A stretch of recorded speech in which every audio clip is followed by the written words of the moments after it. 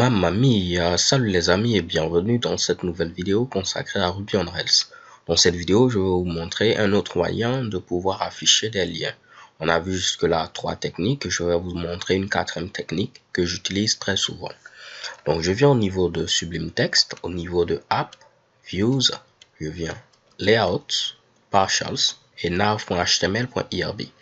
Donc là par exemple on a un lien vers la page de contact. La première manière qu'on avait vue, c'était en utilisant un lien classique. Donc là, je peux mettre ici Contact Us. Et juste pour me rappeler, si je viens au niveau de route.rb, c'était ici Contact Us. Donc je pouvais venir ici et mettre Contact Us comme ceci. Je viens à ce niveau, je tente d'actualiser. Si je clique sur Contact Us, vous voyez que je suis bel et bien redirigé vers la page de contact. J'aurais pu mettre ici un slash, comme je vous l'ai dit. Cela ne crée pas de problème. Cela aurait également fonctionné. Je clique à ce niveau et check et bam, voici le résultat. Un autre moyen, c'était d'utiliser ici notre hash où on mettait le contrôleur et l'action. Donc, en utilisant le helper link to, donc je viens ici, je mets link to comme ceci. Je rajoute premièrement le texte, c'est contact us. Et ensuite, je peux mettre mon fameux hash qui va préciser le contrôleur et l'action. Donc là, je vais dire que le contrôleur, c'est le contrôleur page et l'action, c'est l'action contact. Donc je mets ici action et je rajoute contact. Donc j'enregistre, je viens à ce niveau, je tente d'actualiser, j'ai le même résultat. Si je clique ici, vous voyez que cela continue de fonctionner. Donc là, pas de problème. On a vu récemment un autre moyen de le faire en utilisant ici nos helpers qui sont créés en se basant sur les noms de route. Donc là, je peux utiliser par exemple contact path. Ok, je vais tenter de voir le nom qui était généré. Donc je fais ici Rails info. Et là, vous voyez, c'était contact path. Pas de problème. Je vais mettre ici donc contact path. Je viens à ce niveau. Je tente de revenir à la page d'accueil. Je clique sur Contact Us, cela fonctionne. Ok? Mais en réalité, qu'est-ce qui se passe lorsque vous mettez ici Link to, Contact Us et Contact Path? En réalité, si je tente de remettre d'abord le LI, c'est comme si on a notre fameux LI qui encadre notre fameux Link to. Et le Link to permet de dire quoi? Le Link to permet de dire on va avoir un lien.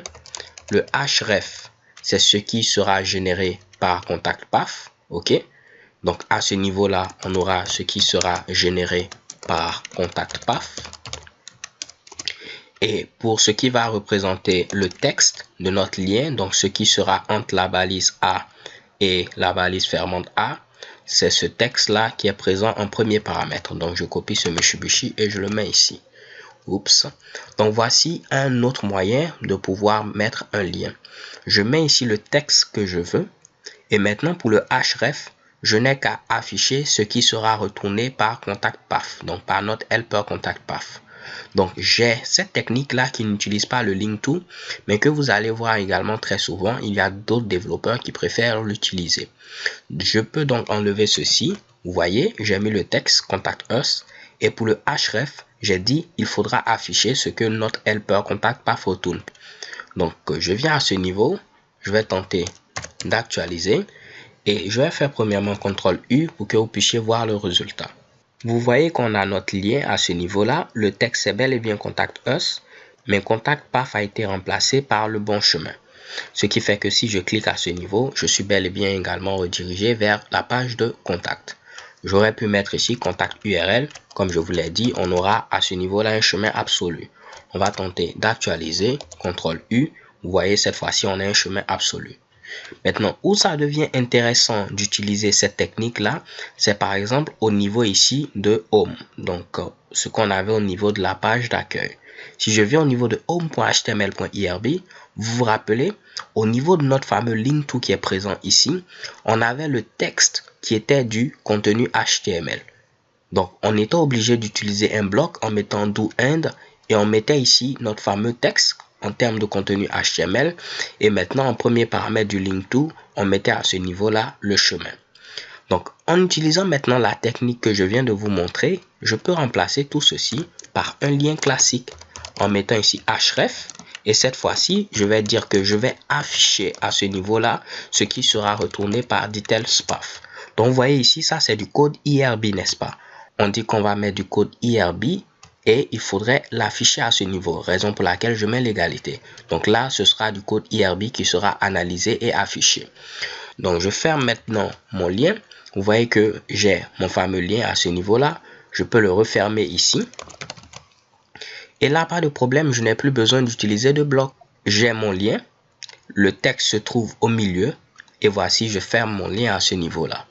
Si je viens au niveau de la page d'accueil, je vais tenter d'actualiser ici.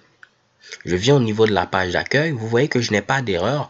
Et si je clique sur ce premier lien, j'aurai bel et bien mon truc qui fonctionne à ce niveau-là. Pour vous prouver que c'est ce lien, je vais juste mettre une classe, juste pour le fun. Je vais mettre ici Toto, ok, afin que vous puissiez bel et bien remarquer qu'il s'agit de mon lien. Je fais CTRL U et vous voyez que pour le premier lien, je vais tenter de descendre à ce niveau-là. Pour le premier lien qui est à la classe Toto, le details path a bel et bien été remplacé par le bon chemin et à ce niveau-là, j'ai bel et bien ici mon contenu HTML qui représente le texte de mon lien. Ok? Donc maintenant les gars, vous êtes des pros avec cette histoire de lien. Vous disposez d'un arsenal pour pouvoir ici afficher vos différents liens. Maintenant, ce qu'il faut faire avant de terminer, c'est voir comment utiliser ce helper là si on a par exemple des paramètres qu'on souhaite passer. Peut-être vous ne comprenez pas pour l'instant ce que je veux dire. Donc je vais rapidement fermer ceci. Et je vais enlever ce projet-là. On va revenir à notre projet initial qui était First App. Je vais tenter de glisser, déposer ce projet. Donc, je coupe le serveur. Je fais un C de 2 points. Et je viens maintenant au niveau de First App. Et là, je peux refaire un else S pour démarrer le serveur. Donc, le serveur est démarré. Si je viens à ce niveau, j'actualise, j'aurai mon projet First App.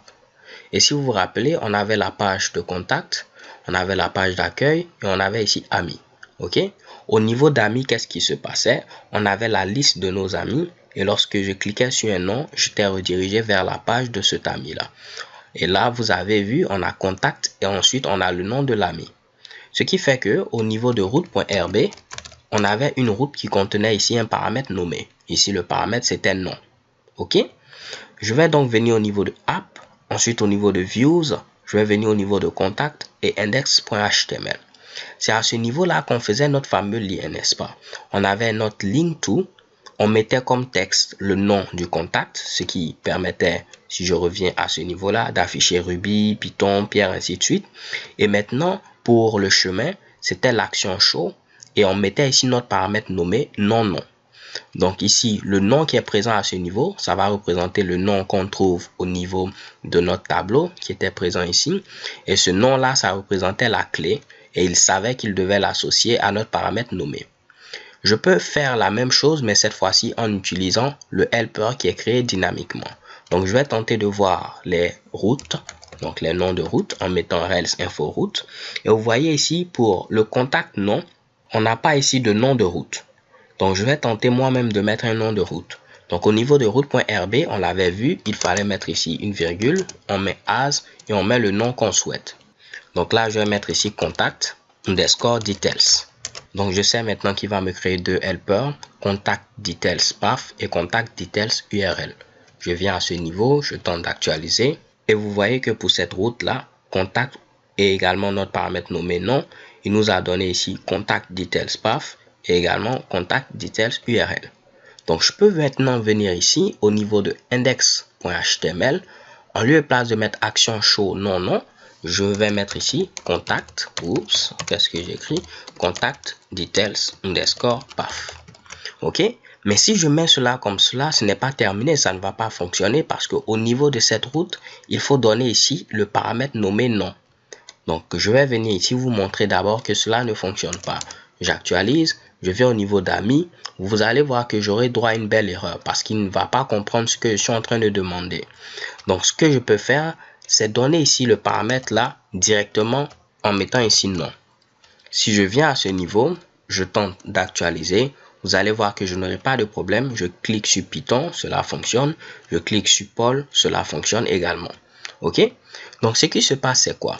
Lorsque vous utilisez les helpers qui se terminent par path ou par URL et vous voyez que vous avez des paramètres à ce niveau, vous pouvez les passer directement ici dans l'ordre. Je prends un exemple simple.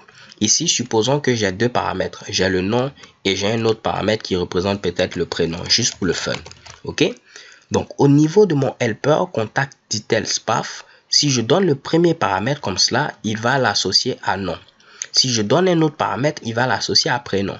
Supposons que pour le deuxième paramètre, je donne ici Toto par exemple. OK? Si je viens maintenant ici, je tente d'actualiser et je fais CTRL U. Vous voyez quoi? Vous voyez contact. Ensuite, pour nom, il met le nom parce que c'est ce que j'avais donné à ce niveau, le nom qu'on prenait au niveau du tableau. Et pour le deuxième paramètre, vu que j'ai mis Toto, pour tout le monde, il met Toto. J'aurais pu être explicite en donnant l'ordre moi-même, c'est-à-dire ici, je pouvais mettre un H comme ceci et je vais dire que premièrement, moi, je souhaite donner le prénom. Donc, je vais dire que le prénom correspond à Toto et ensuite, je vais dire que le nom correspond à notre fameux nom qui est pris au niveau ici de notre tableau. OK? Donc, j'aurais pu donner quelque chose d'explicite comme cela, mais si je donnais simplement les noms, il va les prendre par ordre, comme je vous l'ai montré précédemment. Je viens à ce niveau, je vais tenter d'actualiser, je clique ici, vous voyez que j'ai le même résultat, mais cette fois-ci, c'est moi-même qui ai eu à donner le nom de manière explicite.